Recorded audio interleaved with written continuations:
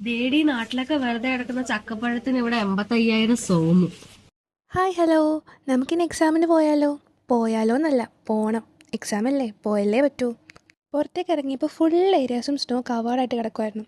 കാരണം ഇന്നലെ അത്രയ്ക്കായിരുന്നു ഈ സ്നോഫോൾ, അതുകൊണ്ടാണ്.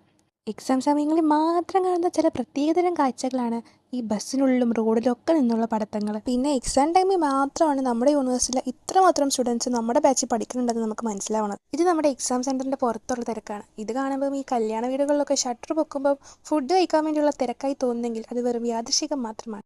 അങ്ങനെ എക്സാം ഒക്കെ നന്നായി എഴുതിയിട്ട് നമ്മൾ നേരെ SRVയിലേക്ക് വിട്ടു. ഫുഡ് കഴിക്കാനേ രാവിലെ ഒന്നും കഴിച്ചില്ല. ഫുഡ് കഴിച്ചാലേ ഗ്രോസറി ഷോപ്പിങ്ങിനുള്ള എനർജി കിട്ടും. അങ്ങനെ നമ്മൾ സാധനങ്ങൾ വാങ്ങാൻ വേണ്ടി ഹവാസിലും കോഴ്സിങ്കിലും എന്തിന് അർസോൺ വരെ പോയി. അപ്പം നിങ്ങൾ വിചാരിക്കും എന്തിനാണ് ഇവിടെ എല്ലാം പോയതെന്ന്.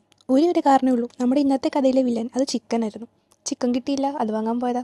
പിന്നെ തിരിച്ചു വന്നപ്പോഴത്തേന് BP ആണെങ്കിൽ ഒരു ലേസൊക്കെ എടുത്തിട്ട് വന്നു. നമ്മളത് കഴിച്ചിട്ട് ഒരു കാരമൽ കോഫിയൊക്കെ ഇട്ട് കുടിച്ച് സുഖമായി കിടന്നുറങ്ങി. പിന്നെ എണ്ണീറ്റു ഡിന്നറിന് വേണ്ടിയുള്ള പ്രിപ്പറേഷൻസ് സ്റ്റാർട്ട് ചെയ്തു.